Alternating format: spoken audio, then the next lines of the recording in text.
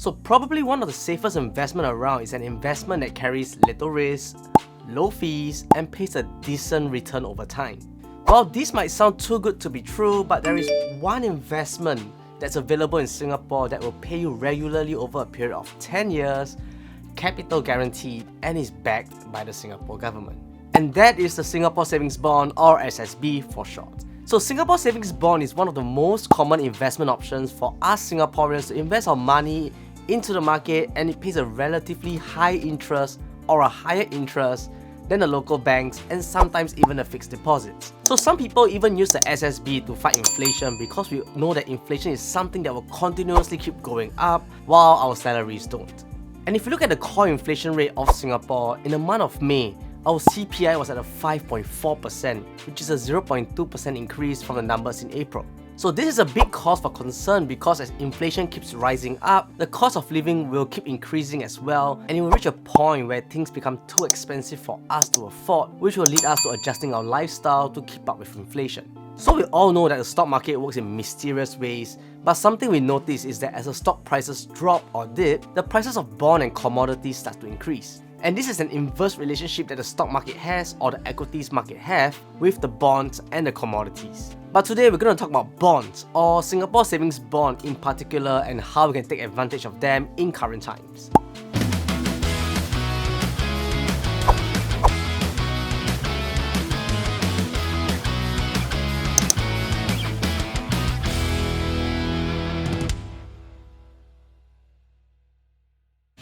Hi, my name is Jordan and welcome to the channel. So today we are talking about bonds and how to take advantage of a particular bond, which is SSB, or the Singapore Savings Bond that the Singapore government provides. But first, let's understand what is the Singapore Savings Bond, or what SSB is. So SSB, or the Singapore Savings Bond, is a bond issued by the Singapore government that provides Singaporean citizens a safe, flexible and a long-term investment savings. So unlike the complex stocks and ETFs, the Singapore Savings Bond has a few unique features that make it really easy for beginners to start investing without worrying too much about complicated terminologies. So one of the benefits of SSB that I really like is the flexibility of it. So flexibility means the ability to liquidate or to encash my SSB as and when I need it.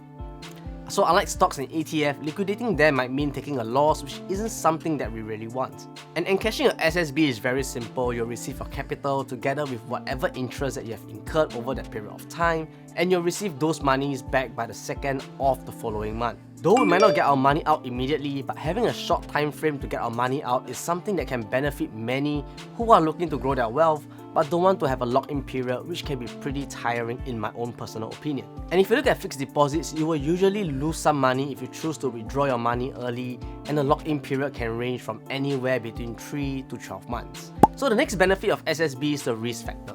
So for those of you who are watching and are really risk averse, SSB might be something for you to consider. So SSB is fully backed by the Singapore government, and currently they have a AAA rating. And bonds do have a rating system that ranks bonds according to their quality and their riskiness. A AAA high-grade rated bond usually offers more security and lower profit potential as compared to a B- rated bond. And needless to say, the higher the bond ranking, the less risk it carries, but the profit potential will definitely be reduced as well. Personally, I feel that the SSB was kind of built for the beginner investor. The entry amount is set at $500 for beginners, and $200,000 is the limit that each Singaporean can invest. So $500 isn't a small sum, but neither is it a large sum, and you don't have to starve or scrimp too much to invest this amount for a better future.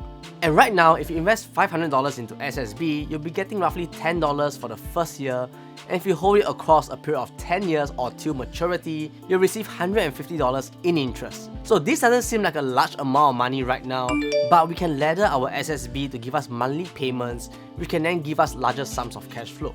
So to purchase SSB, there are only two things that you really need. One is a local bank account, which can be DBS, POSB, OCBC or UOB.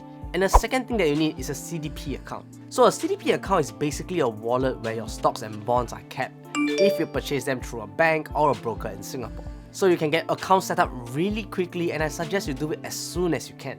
So to get started, it's really easy. All you have to do is to Google CDP Singapore, and it should bring you to a site to get started. Once you get all those set up, the next thing to do is to apply for SSB, which is done through your bank's internet banking. So you'll have to do this through the website and not via the banking app. So something important to note at this point of time is to ensure that you have your CDP account all set up and you have your account number on hand, and also have a minimum of $500 of capital, and there's a $2 admin fee involved as well. So once you've applied for it, all you have to do next is to wait for the allocation, and you are set to receive payments every 6 months. I've waited for this my whole life. So a new bond will be issued at the beginning of every month and closes a few days before the end of the month.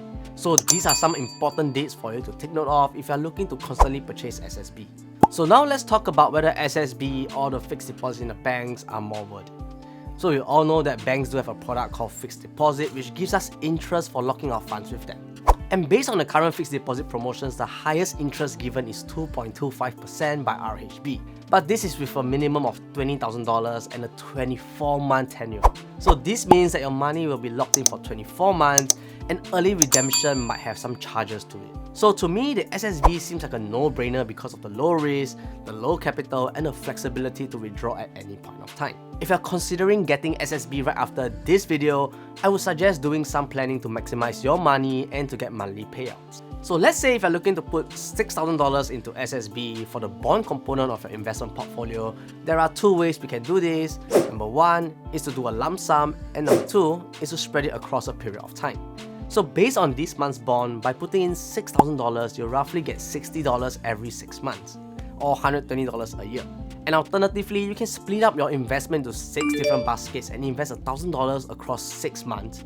And by doing so, you'll be receiving payouts every single month, which is something good to have. But ultimately, there is no right or wrong or best way to do this. Some people prefer monthly payouts that can help them with cash flow, while some prefer biannual payouts, and it's really up to personal preference at this point of time. But for me, I'll be investing every single month or getting SSB every single month so I can stack my payouts, and hopefully it can give me a good sum of passive income which can be compounded back into the stock market to grow that money.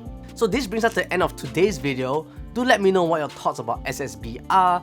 Is it something that you don't mind trying, or is it something that is providing too little yield for you? So if you found value in this video, do drop a like, subscribe if you haven't, turn on the notifications to get notified when there's a new video. And as always, stay safe, invest safe, and I'll see you in the next one.